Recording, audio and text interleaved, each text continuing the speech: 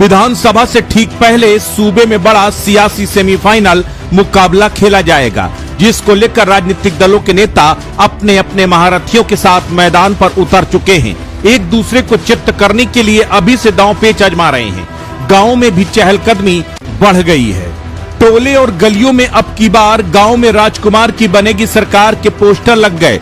भावी सरपंचों ने फिर से तिजोरी खोल दी। मैं खानों की रौनक बढ़ गई है। दावेदार अपनी जीत पक्की करने के लिए वादों का पिटारा खोल रहे हैं। कोई गरीब की बेटी की शादी का खर्च उठाने की शपथ ले रहा है, तो कोई गांव को लंदन बनाए जाने का सपना ग्रामीणों को दिखा रहा है। ऐसे में हम आपको बताते हैं कि गांव के नेताजी एकाएक क्यों एक्टिव हो गए, क्यों अपनी जेब खोल दी। तो इसके पीछे है योगी सरकार का एक फैसला, जिसके चलते पंचायत चुनाव में उतरने वालों के चेहरे मुस्कान आ गई है।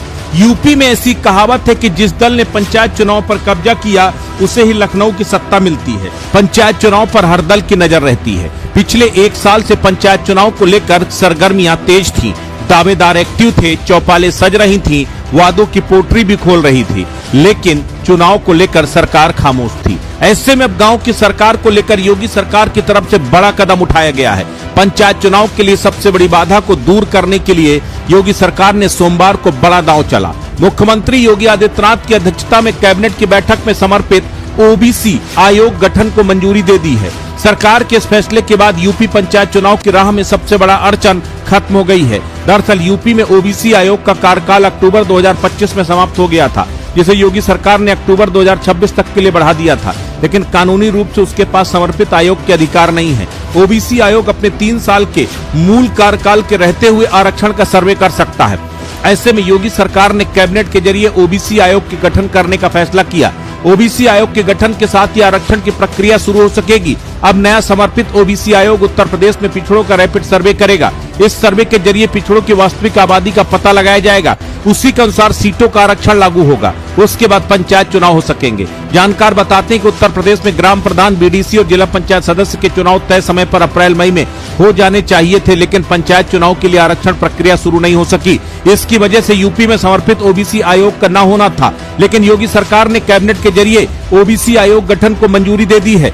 सरकार ने निर्णय हाई कोर्ट द्वारा पारित आदेशों के अनुपालन में लिया है। सुप्रीम कोर्ट के साफ निर्देश है कि स्थानीय निकाय चुनाव में ओबीसी आरक्षण के लिए ट्रिपल टेस्ट की व्यवस्था जरूरी है। इसके लिए समर्पित आयोग का गठन और वास्तविक आबादी का रैपिड सर्वे और कुल आरक्षण 50% की सीमा के भीतर रहे। ऐसे में ओबीसी आयोग के गठन के बाद आरक्षण की प्रक्रिया शुरू होगी। सरकार के आयोग गठन का फैसला लिए जाने नया आयोग ओबीसी की आबादी का सामाजिक और राजनीतिक स्थिति का आकलन का सर्वे करेगी। ओबीसी आयोग के सर्वे के आधार पर यह तय होगा कि पंचायतों में ओबीसी आरक्षण कितने प्रतिशत और किन सीटों पर लागू होगा।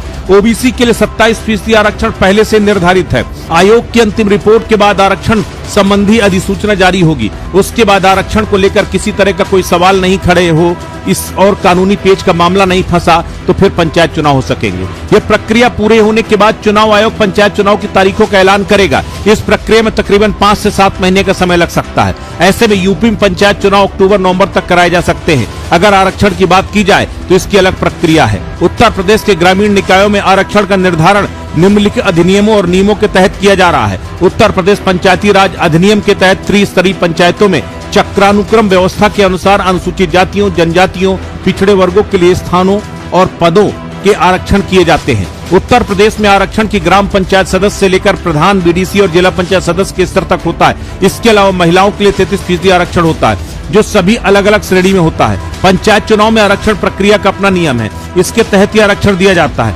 एससी, एसटी और ओबीसी के लिए आरक्षित पदों की संख्या का अनुपात होता है, लेकिन 50% से ज्यादा नहीं। कुल पदों की संख्या से होगा, जो इन वर्गों की जनसंख्या का अनुपात राज्य की कुल जनसंख्या से है। पिछड़े वर्गों के लिए कुल पदों का आरक्षण 27% से अधिक नहीं होगा। उत्तर प्रदेश में करीब 57,691 ग्राम प्रधान, पंचायत सदस्य और क्षेत्र पंचायत सदस्य, 826 ब्लॉक के प्रमुख, 3200 जिला पंचायत सदस्य और 75 जिला पंचायत अध्यक्ष के चुनाव होने हैं। उत्तर प्रदेश में ग्राम पंचायत प्रधान, ग्राम पंचायत सदस्य, क्षेत्र पंचायत सदस्य यानी बीडीसी और जिला पंचायत सदस्य यानी डीडीसी का कार्यकाल मई 2026 तक है। इसके अलावा ब्लॉक प्रमुख और जिला पंचायत अध्यक्षों का कार्यकाल जुलाई 2026 के पहले सप्ताह में खत्म हो रहा है। पिछली बार अप्रैल 2021 में पंचायत चुनाव हुए थे, जिसके चलते माना जा रहा था कि इस साल अप्रैल में पंचायत चुनाव कराए जा सकते हैं। लेकिन ओबीसी आरक्षण प्रक्रिया के लिए समर्पित आयोग न होने से मामला फंस गया। ऐसे में हाई कोर्ट ने लखनऊ बेंच ने योगी सरकार को ओबीसी आयोग बनाने के दिशा निर्देश दिए थे।